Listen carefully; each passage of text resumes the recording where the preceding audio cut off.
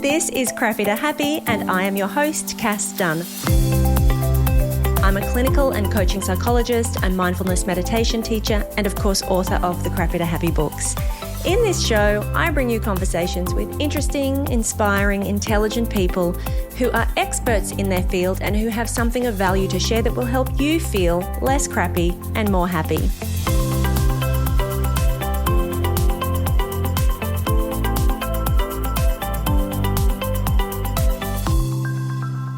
If you have ever set yourself a goal and failed miserably, if you've achieved a goal and then felt disappointed, like it didn't deliver the high that you expected, or if you have just found yourself on a trajectory in life that is no longer fulfilling you and you're not quite sure what the other options are, you are going to love the conversation that I have for you today. Anne-Laure Le Cunff followed the path that was expected of her. She studied hard, achieved well, and that path led her all the way to a lovely career in Silicon Valley. Now, she also found that this was not necessarily fulfilling her in the way that she expected it was going to. And so she had the courage to follow her curiosity to postgraduate studies in neuroscience and psychology. She started sharing what she was learning online, and she quickly grew an email list of over 100,000 people who are regularly reading her newsletters on the topics of curiosity, lifelong learning, and mindful productivity. That newsletter has now turned into her own company called Nest Labs, which is an online hub where she empowers people with practical and science-based tools to work smarter, achieve peak performance, and really thrive. What I loved about this conversation is that Anne-Laure turns the idea of linear goals on their head, and she offers the concept of tiny experiments as an alternative to setting smart goals or to trying to build habits. And it is the most refreshing change of focus. I think that you will really appreciate it as much as I did. Without further ado, here is my conversation with Anne-Laure Le Cunff. Anne-Laure, welcome to the Crappy to Happy podcast. Thank you so much for having me. So tiny experiments, I feel like, is this manifesto for living a more creative and meaningful and productive life. And it offers so many tools to help readers to be able to do that. And it's really a lot about kind of letting go of the old system that clearly no longer is working for us. And I think that many people are frustrated with trying to make it work. So I was incredibly inspired by everything in it. I'm, lining up my experiments as we speak. But I want to start with, can we talk about this idea of liminal spaces and these periods of transition, which people often find very uncomfortable, and why that makes people uncomfortable and how they can potentially instead use those spaces as, an opportunity to cultivate growth or do something different?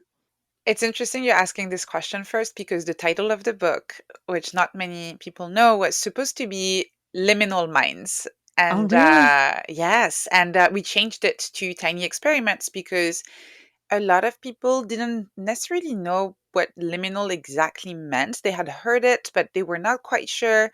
And liminal is one of those words where once you know what it means, you feel like, oh, finally a word to describe that experience. But it's not really a word that is part of our everyday vocabulary, and it's not really a word that you might just stumble upon just reading everyday blog posts. So liminal means the in-between, the transition, being on the threshold of something, being in change. And the reason why it's so useful as a word is because we have so many liminal experiences throughout our lives. We're perpetually in transition. We're always changing. We're always evolving. And that can be quite uncomfortable.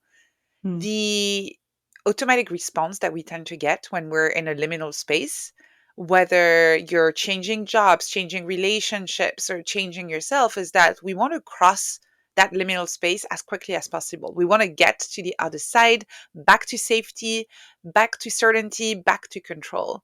And what I encourage people doing in this book is really embracing those spaces, staying there a little bit longer and exploring, almost playing with the uncertainty that arises from those liminal spaces and seeing them as an opportunity to learn more about yourself and learn more about the world. As I was reading about that description of the in-between, I often have talked in the past about William Bridges' model of transition. He talks about endings, beginnings, and the neutral zone.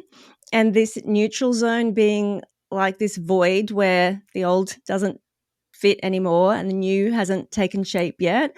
And that's what you're talking about, right? It's this liminal space where there's nothing really solid to hold on to. And yet most people's response is to either want to go back to how things were or to very quickly attach themselves to something new just to get out of that discomfort, which is a mistake if you do that too quickly. Exactly. And it is a behavior, a response that is mostly driven by fear, by this sense of discomfort and anxiety that we have because this is the unknown.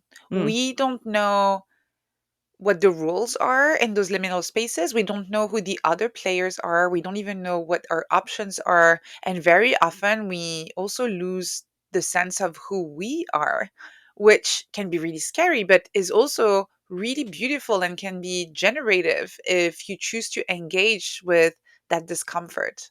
Can we just maybe go back a step and talk about how like your career started with following a path and getting a very successful job at Google and then choosing to leave that? And what was that like for you? And I guess was that a liminal space for you, which led to this whole new path that you have forged?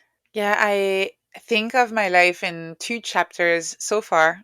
There are hopefully going to be many more, but at this stage, two key chapters. The first one was very linear. I was really optimizing for success and a very traditional definition of success. So I did everything I could to do okay in school, to get a good job. I started working at Google. I worked on the right kind of projects to get a promotion, and everything was doing really well. But I found myself feeling bored out, Mm. which is really the feeling that you already know how the movie is going to end, as if someone had spoiled it, and you don't really want to sit and have to, watch the entire thing. You know how it's going to finish. And I lost the sense of excitement that I had at the beginning of my career. I was not really that interested anymore in climbing the ladder.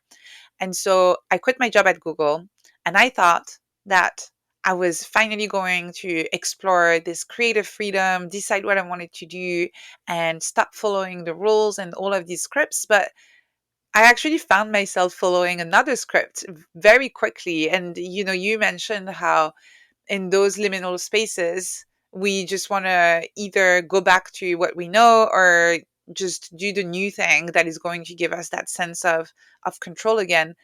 When you work in Silicon Valley, like I did at the time, what you're supposed to do when you leave your job at a company like Google is start a startup. So I started a startup. And again, with the illusion that I was following my own path when really I was just copy pasting another playbook of success that I was seeing in my peers and that just felt like the natural next thing to do. It's only when my startup failed and that for the first time in my life, I found myself not knowing what I was supposed to do next. I found myself without a plan, without a clear vision, that I finally asked myself, what are you curious about? What is something you'd like to explore? If you remove success out of the equation, if you remove this need for having a plan, what is something you'd be excited to explore every day, even if nobody was watching? And for me, that was the brain. I had always been curious about why we think the way we think and feel the way we feel. And so I decided in my late 20s to go back to university to study neuroscience, which a lot of people around me felt like, what are you doing? You don't become a neuroscientist in your late 20s. That's a bit late to get started with that kind of career. But that's where my curiosity was telling me to go. There is so much in what you just said that listeners will be relating to. And so this idea of the linear path to success, like these linear goals and this like path that we think that we're supposed to follow. So many people do that exact same thing and find themselves, like you did, unfulfilled, stuck, bored, but not really having any sense of what other options there are. Like they don't have any other model of what they could do or what this might look like. And so you start in the book with like really dismantling and unpacking the problems with the idea of linear goals. And I think that will be such a revelation for people. Could you share what you see as the problems with setting these like SMART goals, these very clearly defined linear goals? There's so many problems with linear goals, but I'll just share some of the ones that I think are the most important ones and the most salient ones to me. The first one is that you assume that if you get there, if you get to that specific destination, the specific milestone, you'll finally be happy. And obviously, that's never what happens. Either you don't achieve the goal, and obviously you're disappointed. But what's more interesting is that very often you do achieve the goal, and you realize that happiness was not hiding just behind that milestone. You're still the same person you were, with still the same questions and challenges.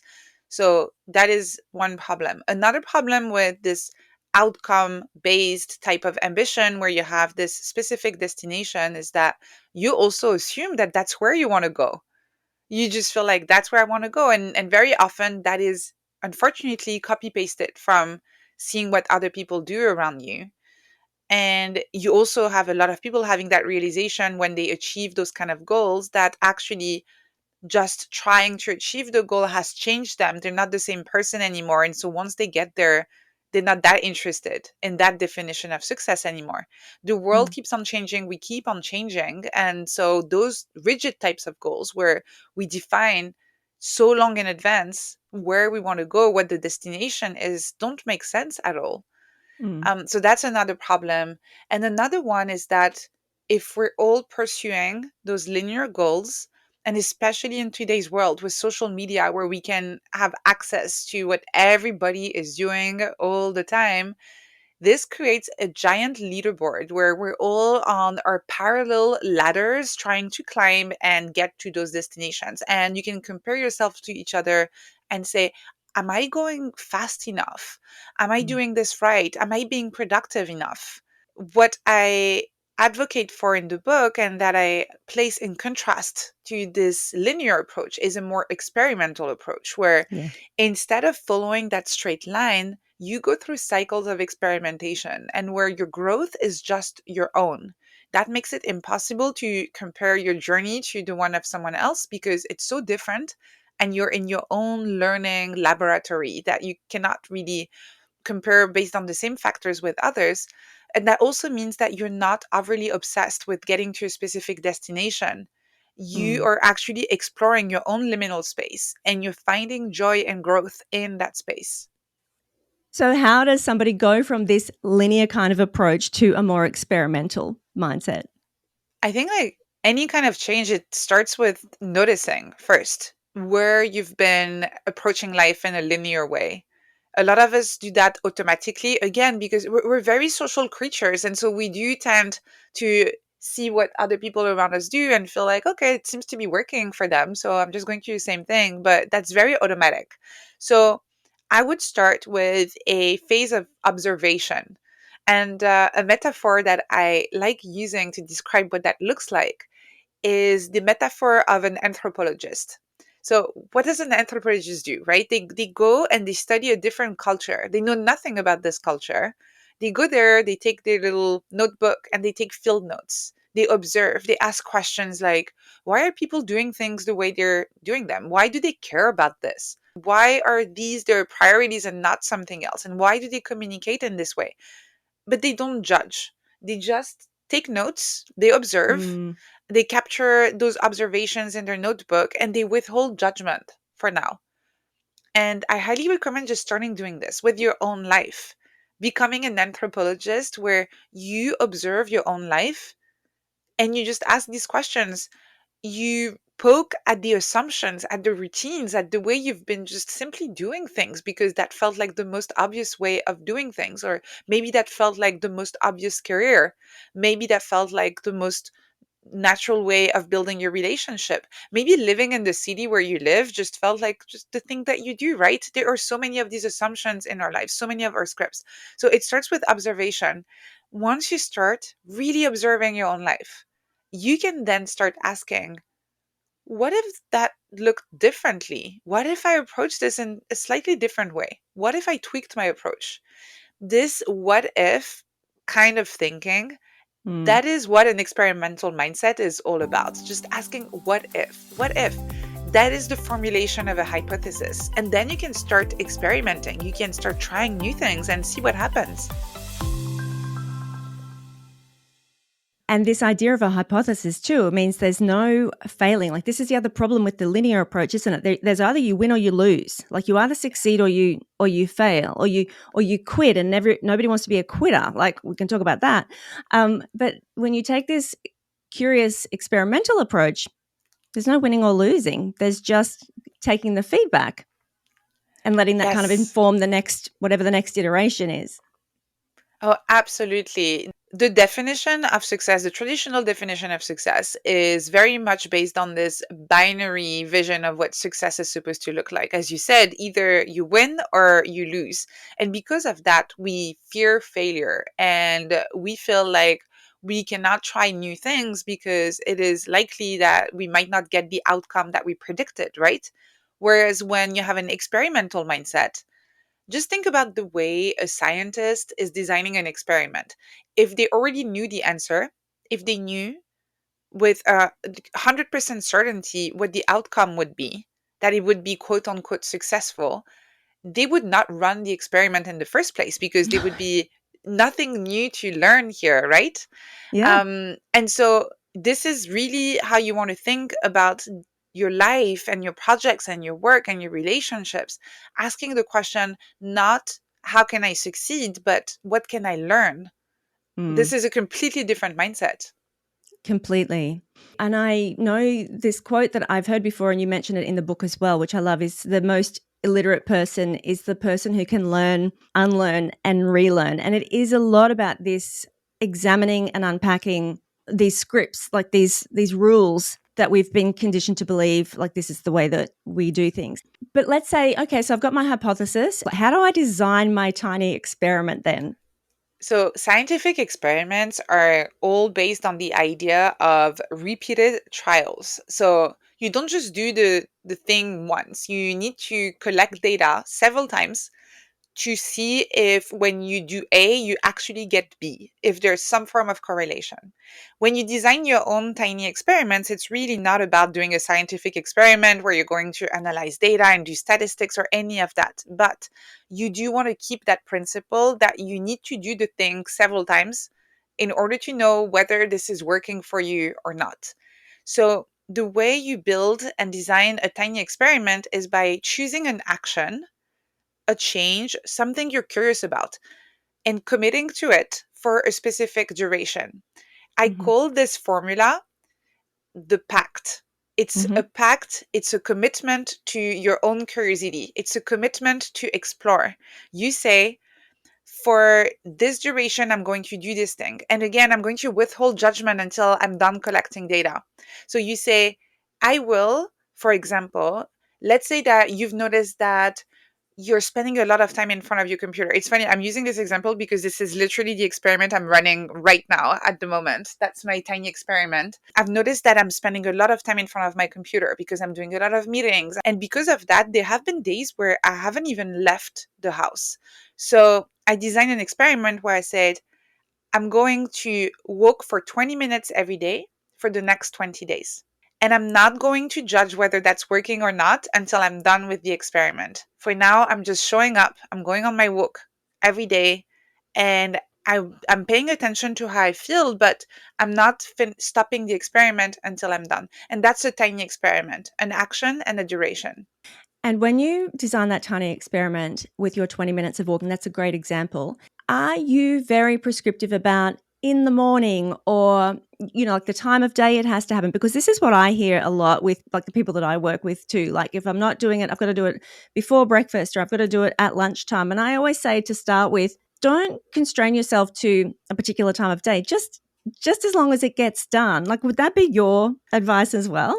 That's my approach, but I would say that it's kind of meta, but it is part of the experimental process as well to figure out what works for you. And so if you find that actually saying, I'm going to do that first thing in the morning, even before I have breakfast, I'll put my shoes on, I'll go for a quick walk around the neighborhood and then I'll come back and I'll make myself breakfast. And this works better for you, then do that. If you find, which is my case, that it's better for me to not have a specific time, because sometimes it will literally be just before going to bed and I'll say, oh, I haven't gone on my walk. Actually, let me just go outside, sometimes in my pajamas, and I will just literally walk a little bit around the block and come back.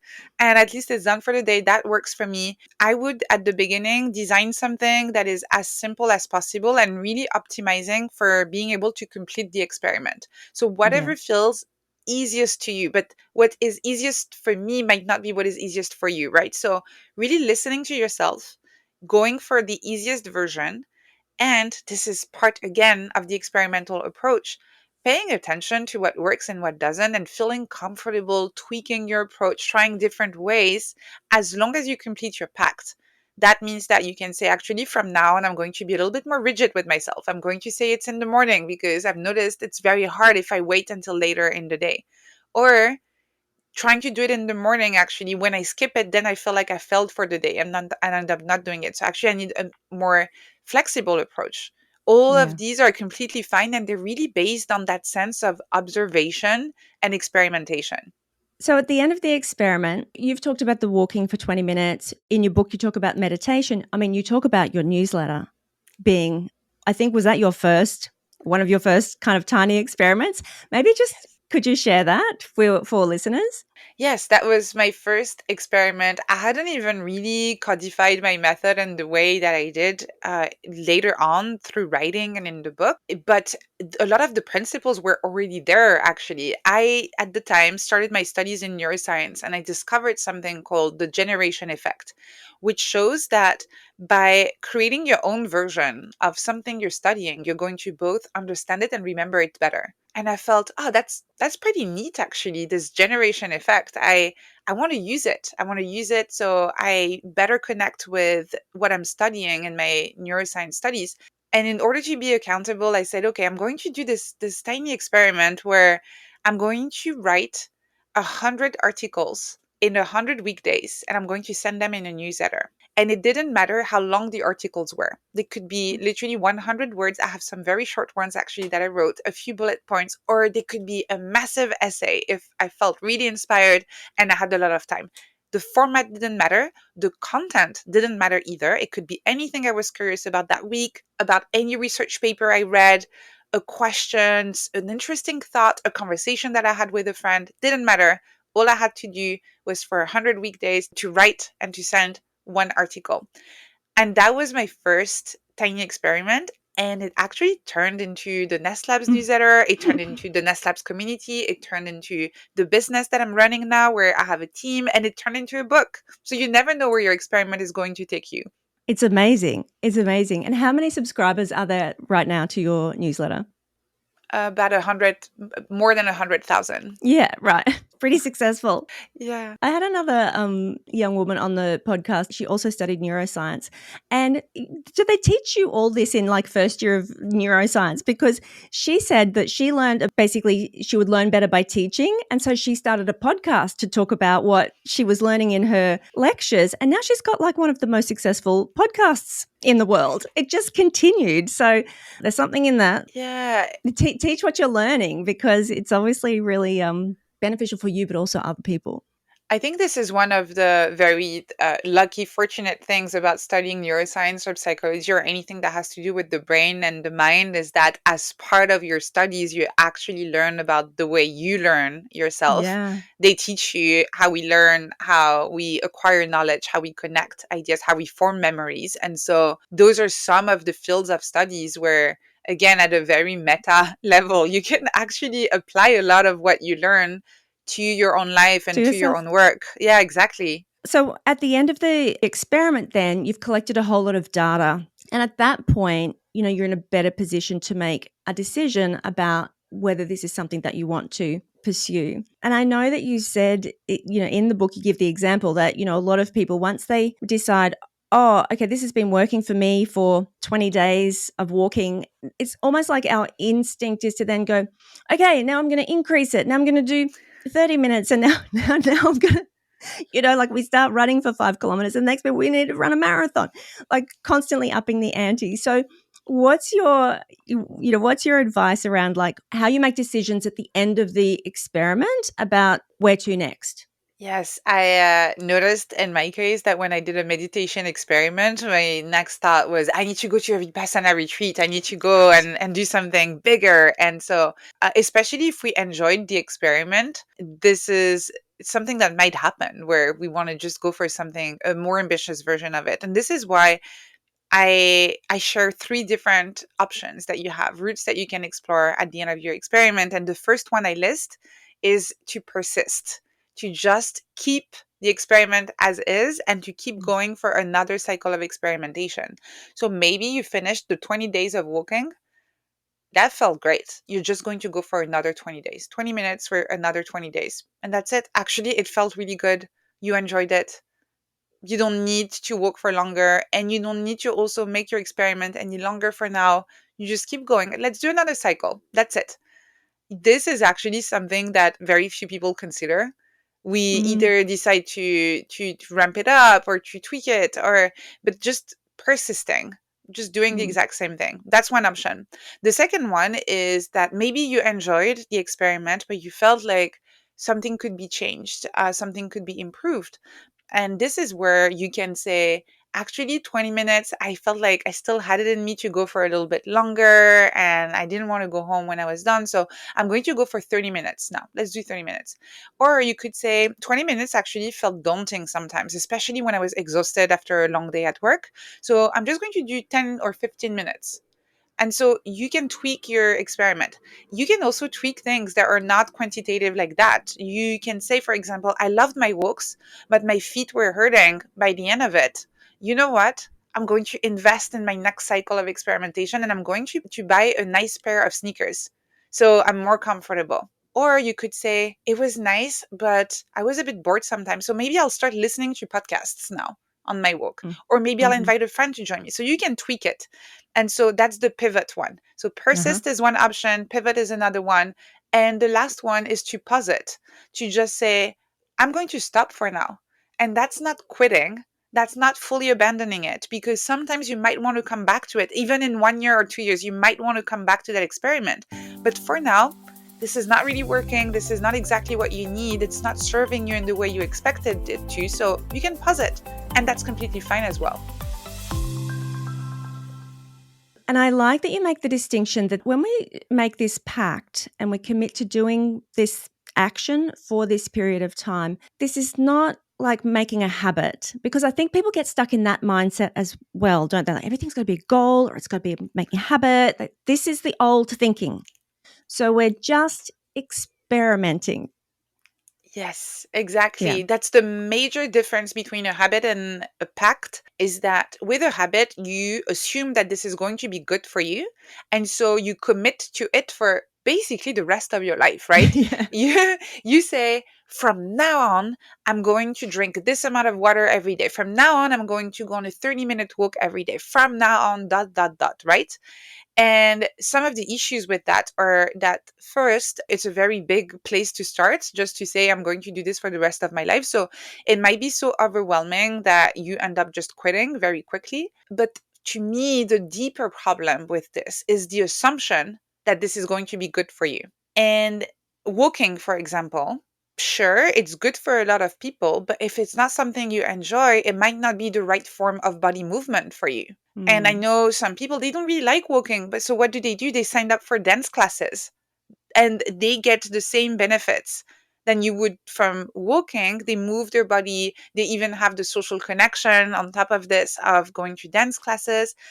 And they figured that that's what's good for them. But you won't know if you don't try it. So I highly recommend if there's a habit that you're considering exploring, before you do that, design a pact where you say, I'm going to do that thing for this specific duration. And at the end of that experiment, I can decide whether I want to keep going. And maybe I do want to turn it into a habit afterwards. But now my decision is based on personal data that I've collected myself and not just on seeing what other people around me are doing. Yeah. I want to go back to the things that tend to keep people stuck. So the old way of goal setting and the old, the old way of habits in people's working lives, in their professional lives, like there's a lot of things that once people get on a path, they feel really constrained. They find it really difficult to broaden their interest or to try something different or to be seen as not the expert. So I would love it if you could talk a little bit about like how this approach, this tiny experiments approach, and some of the extra things that you obviously share in the book about how people can be encouraged to try something different, to step off that kind of trajectory that they're on and be willing to explore something different that might make them feel more alive or that sparks their curiosity. Yes, there's a big misconception around embracing a more experimental life that it means that you need to quit your job and go and do something really risky and really scary. But that's not the case at all. It's really more about being intentional and creating spaces for experimentation in your life. So I want to start by saying that it's completely okay if you decide with intention, again, intentionality, that's the key word, that in some areas of your life, you're very happy to keep it quite stable and quite predictable. And I know some people who feel like, you know what, I'm in this job, I'm in this career, actually feel quite comfortable. I know what I'm doing, I know my team, I'm making good money, and I have no plans on changing any of this right now. Doesn't feel like the right time. But I'm going to experiment with my health, for example. So maybe I'll decide to start experimenting with running and marathons and training, or maybe experimenting with my diet, my nutrition, trying new recipes, trying new ways of cooking. Maybe I'll start experimenting with my relationships. I'll go to friends' dating events and try and meet new people. And I feel like I can do that because I have a sense of safety in another area of my life where I don't feel like experimenting right now. Other Mm-hmm. keyword, right now. It just means that right now is not the time. So you can be intentional and say, I'm going to experiment here, but not there. And that's Yeah. completely fine. And the second thing that's very important, and this is why the book is called Tiny Experiments and not Big Experiments, is that you don't have to start really big. You can start with something really small.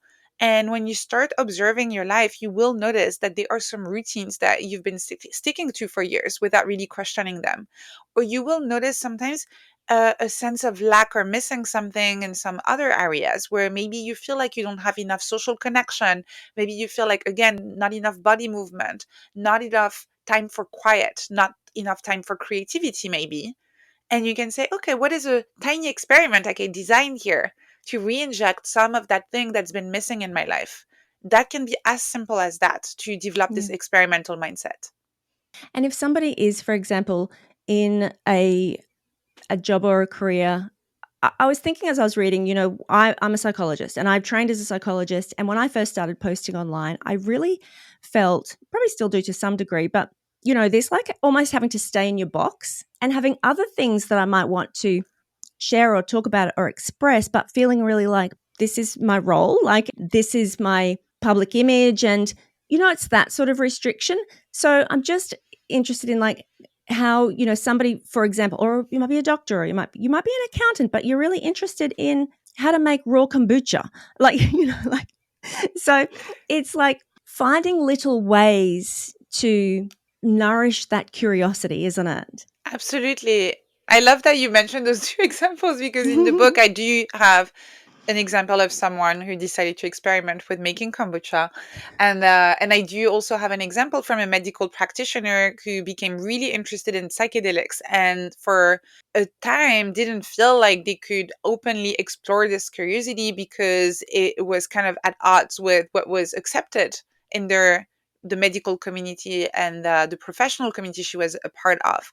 And this is also why, although I highly recommend, if you can, to experiment and to learn in public, it is also Mm, completely okay if, because of your current circumstances, there is something you want to explore more privately and you want to experiment with more privately.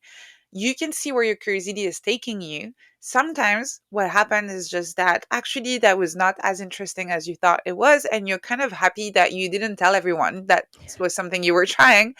But sometimes what happens is that your curiosity keeps on growing. You're really enjoying yourself with this experiment. And it almost feels like you need a bigger change in your life. And that person I mentioned in the book ended up leaving their job as a traditional medical practitioner and retraining as a psychedelics facilitator. But that only happened after a period of experimentation where she felt like, actually, I feel too curious about this. I feel too drawn and too cold to do this work. And so I need to reinvent my career. But again, that only happened after a period of experimentation. And I think that's a really great lesson. It can just be a tiny step. Like nobody's suggesting quit the whole job and launch this new thing, which is what I think some people have in their mind. To do that, I'd have to dismantle this whole thing. But actually, you could just take baby steps and see how that goes for you and just see how it progresses. Yeah, I really tried in writing this book to be cognizant and inclusive of the many situations people are in.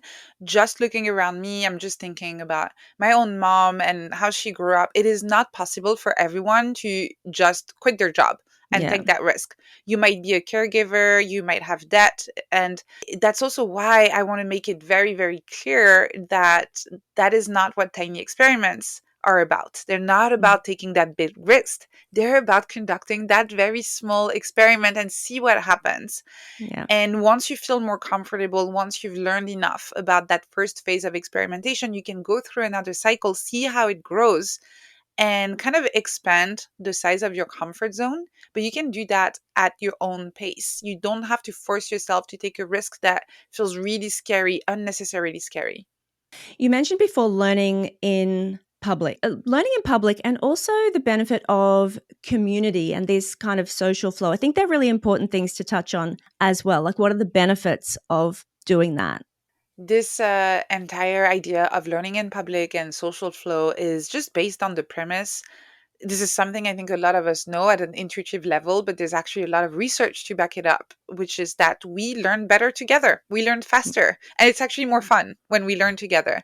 So if you're in a position to do that, it is much better for you to actually design your experiment and conduct your experiment in public. And in public doesn't necessarily mean that you need to post on YouTube about it and tell everyone about it, although you can do that. That is actually a great way to learn in public, but it can be more semi public, just having an accountability group, being part of an online community. Maybe it's just a WhatsApp chat conversation that you're part of with two or three other people who are also interested in the same experiment.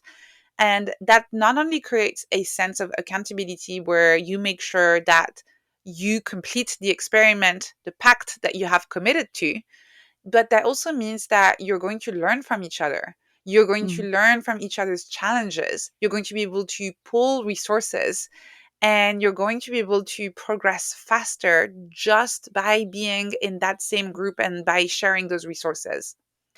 And I like too that you mentioned the benefit of when you're learning in public, you're kind of leaning into your curiosity as opposed to leaning on your expertise. I think for people, like I said, like they've got that established kind of identity. This is what I know and this is what I do. And there's that very kind of stacked, we go up the ladder as opposed to, going into a space and being willing to be a learner and to experiment and be curious.